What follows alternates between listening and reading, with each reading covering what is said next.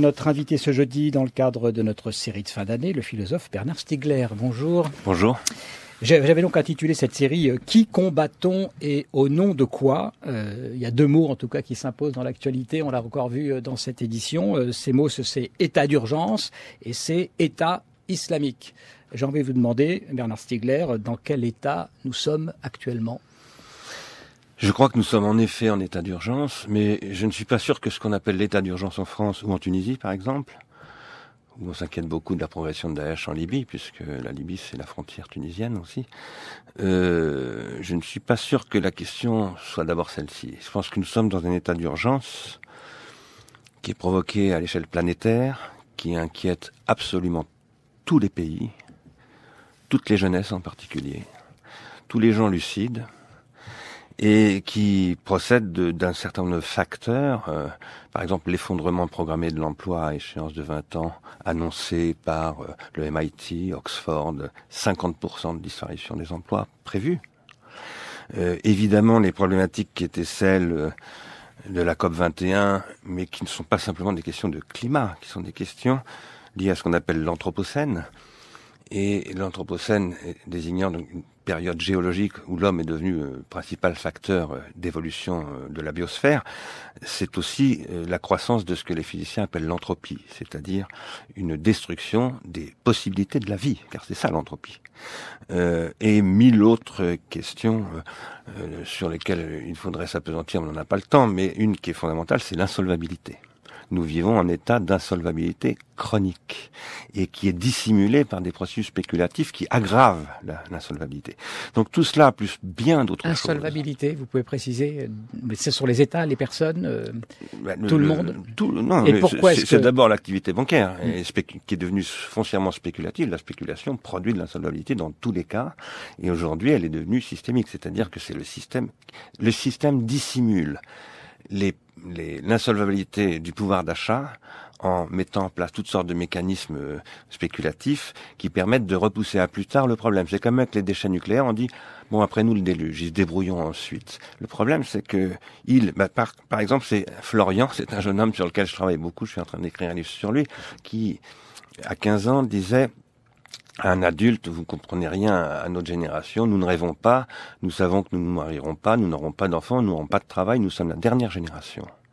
Florian dit cela, beaucoup de gens me disent oui mais c'est un cas particulier, je crois pas du tout. Où est-ce que vous l'avez rencontré ce Florian ? En fait dans un ouvrage qui s'appelle tout à coup j'ai un trou, excusez-moi, c'est Cyril Loriot en tout cas qui a rendu compte de ce témoignage, mais qu'il faut croiser avec toutes sortes de données innombrables, par exemple le fait que à Palo Alto, dans la Silicon Valley, là où vivent les enfants des gens les plus riches du monde désormais, le taux de suicide est 5 fois plus élevé chez les jeunes que dans la moyenne nationale américaine. Ou d'ailleurs, par ailleurs, aux États-Unis, depuis de nombreuses années, et maintenant ça s'accroît énormément, ça a été signalé par Paul Krugman dans le New York Times, l'espérance de vie diminue gravement, et un des facteurs de causalité de cette baisse de l'espérance de vie chez les classes moyennes, c'est le suicide, c'est l'augmentation du suicide, etc., etc.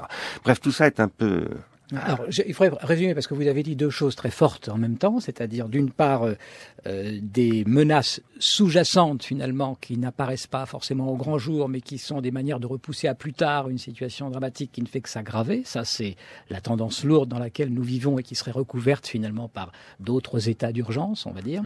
Et puis cet état d'esprit dans lequel les conséquences de cette perception de la situation peut avoir sur la jeunesse notamment, qui peut-être perçoit précisément qu'on ne lui dit pas ou que tout n'est pas fait pour que le futur soit construit en fonction de son propre intérêt à elle. La jeunesse principalement, mais aussi beaucoup d'autres.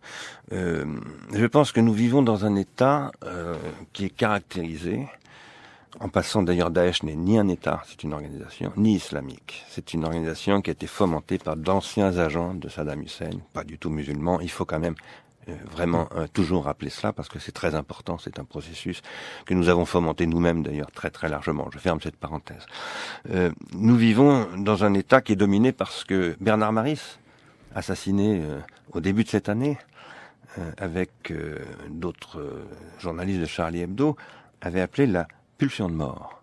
en faisant une corrélation étroite entre ce que disait Keynes, l'économiste, et Freud, le théoricien de la psyché. Je pense que aujourd'hui, cette pulsion de mort dont il montre comment le capitalisme spéculatif, en fait, l'applique systématiquement et conduit inévitablement au crime. Et en quelque sorte, il a décrit ce qui allait lui arriver à lui, d'ailleurs, hein, d'une certaine manière. C'est incroyable. Alors, on parle beaucoup de... Est-ce qu'on peut dire qu'il a été tué par le capitalisme? Parce que c'est pas aller trop loin. Non, je ne dirais pas ça, bien entendu. Non, je ne dirais pas du tout cela. Mais ce que je veux dire, c'est que moi, je cherche pas des coupables, je cherche des facteurs de causalité. C'est pas du tout la même chose. Donc, il y a des facteurs de causalité. Un des facteurs de causalité dominants, c'est ce que disait Bernard Maris, en tout cas. Ça, c'est dans ce livre-là, qu'il a coécrit d'ailleurs. Capitalisme et pulsion de mort. Voilà, avec Gilles Dostalaire. Ils ont montré comment le capitalisme actuel produit un processus de désespérance et aussi de pulsion de mort. Je crois qu'aujourd'hui, la société est dominée par ce que j'appelle la folie ordinaire. C'est aussi une expression qui est employée par Marc-Olivier Padis dans la revue Esprit, en décrivant dans un numéro de cette revue qui s'appelle Au bord de la folie, au pluriel, comment la folie se répand dans la société partout. Qu'est-ce que vous appelez la folie? Comment elle se manifeste?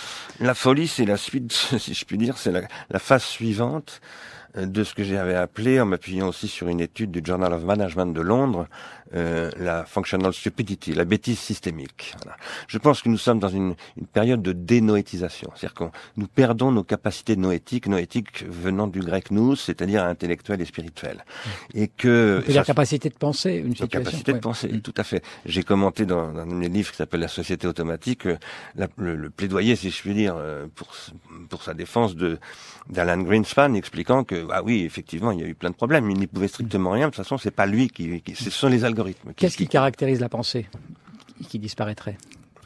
En fait, ce qui caractérise la disparition de la pensée, c'est d'abord l'extrême fragilisation de l'appareil psychique des jeunes et des enfants, en très très grande, d'une manière absolument apocalyptique. Hein. Je crois que les gens ne se rendent absolument pas compte. Ils veulent pas le savoir d'ailleurs, parce que ça les empêche de dormir. À cause de quoi? Toutes sortes de choses, mais un matraquage qui est lié à ce que j'appelle plus généralement la disruption, à ce qu'on appelle la disruption. C'est-à-dire qu'aujourd'hui, les évolutions de la technologie contrôlées exclusivement par le marché sont extrêmement rapides et à un point tel que plus personne, y compris ceux qui les mettent en œuvre, n'en maîtrise les conséquences.